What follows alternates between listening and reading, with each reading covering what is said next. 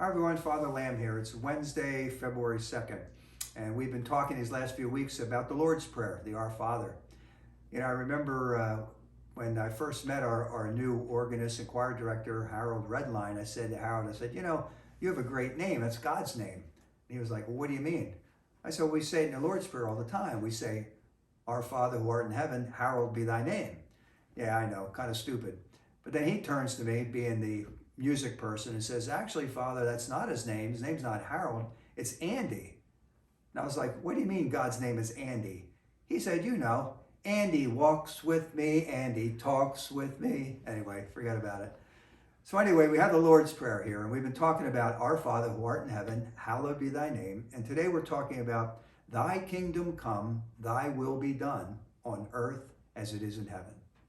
Thy kingdom come, thy will be done. How often you and I pray those words, thy will be done? Do we really mean it? I've been reading St. Teresa of Avila recently, and she says when we come to that part of the prayer, if we're not honest about it, we should just stop praying. And if that's the truth, all of us should kind of stop that prayer at that moment. Do I really mean it when I say, thy will be done? And what does it mean to say, thy will be done? It's a little bit scary sometimes. I think what comes up in our hearts is fear of pain. Well, God's will be done. What if God's will is too much for me? What if I can't handle it? What if it means, struggling, But the truth is, God's will is always the best. See, here's what's going to happen. In the end, no matter how much you and I abuse our free will, no matter how much we go against free will, go against God living out our free will, in the end, God's will is going to be done. We may thwart it for a little while, we may slow it up a little bit, but in the end, when all is said and done, God's will is going to be done on earth as it is in heaven. So we might as well be part of that. Because what keeps us from doing God's will is our self-will. What keeps us from doing God's will is our selfishness. And my brothers and sisters, in the end, that is the spiritual struggle for everybody. No matter what religion you are, no matter who you are as an individual, it's always that internal struggle. My will, God's will. And very often it's like, I want my will. I want to do what I want to do. And this is further complicated in our secular world. We're all about rugged individualism, Live out your own life, do it your own way. I did it my way, with all due respect to Frank Sinatra. How about trying to do it God's way? Letting go of that self-will. And if it's any help, Jesus himself went through this struggle, and very keenly. It brought him to the Garden of Gethsemane. And that's what happens to each and every one of us when we start praying this prayer deeply from our heart. It's going to bring us to the Garden of Gethsemane. We're going to say, Father, take this cup from me, the struggle that we're going through, the anxieties we're going through, all the stuff that we're going through. Take this from me. I don't want to deal with it. Life's too hard. Take COVID, Omicron, all this. Take it away. Just take it all away. But then Jesus said, but your will, not mine, be done.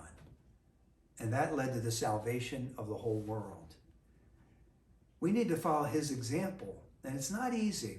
If you've ever placed yourself to the will of someone else, it's easy to talk about it. I'll do whatever you want until you're in the circumstance. For example, if you're in the military, you got to do what your captain says. Okay, Captain, yes, I'll do it. But what if he has you, digging ditches or cleaning this over here, having to do things you don't want to do? It becomes hard. And religious order is the same way. You're obedient, to your superior. Sometimes that can be extremely difficult in the day-to-day struggle of life. Same thing in marriage. You want to do something that's good for your family, and you want to do the will of what's good for your family. Sometimes you got to let go of your own will. And that's excruciating when you want what you want when you want it. That's the struggle. His Majesty, the baby that lives inside each one of us. I want what I want. And that's what's killing our world, with self-will just flying back and forth, and we're all just hurting each other. Maybe we should try asking the question, what's God's will? What's God's plan for my life? What does God want me to do today? St. Teresa of Avila has a great insight into this. She says, ultimately, everything we have comes from God. Any gifts you have come from God. You might say, well, I have a beautiful house and lots of money because I worked hard for it. And you may have worked hard for it. But who gave you the ability to work? Who gave you the intellect to be able to figure things out? It's all come from God. So St. Teresa of Avila says, even our self-will comes from God. See, we have free will, which is an incredible gift. We're not robots. Each one of us has the power of choice. We can choose well, we can choose poorly, and we do every day. And it's really important for us to get a deep sense of that in our own lives. Are the choices that we make, are they in line with God's will, or is this all about what I want? We got to let go of the selfishness if we really want to live a deeply spiritual life. You see this around the time of Lent when you give things up. Try giving something up that means a lot to you. The saints used to call this detachment. Be detached from things and from creatures. Sometimes today we call it addiction. That's where we are in our culture today because we're so attached to things. Try it with the media. Like put your phone down for a day and don't answer any calls, don't answer any emails, don't connect to anybody on Facebook. Just do it for 24 hours. It'll drive you out of your mind.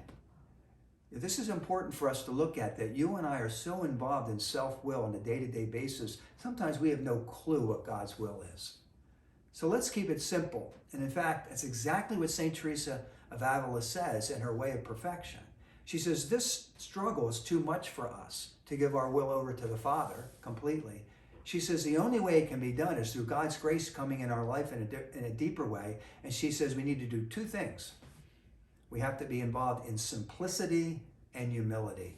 We need those two virtues. Simplicity, keeping our lives simple. They're way too complicated.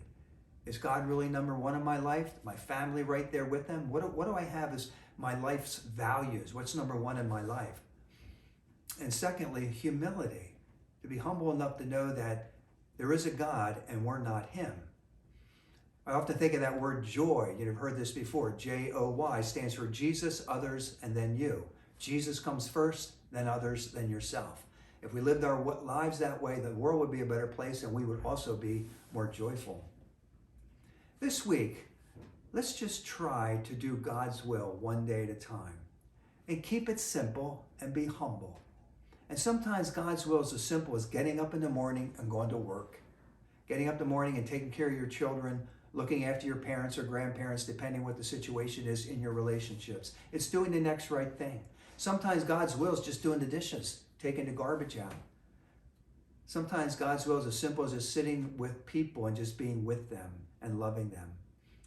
Sometimes God's will is simply being with God and letting him love us.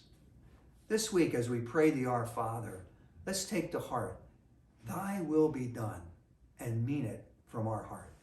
God bless you.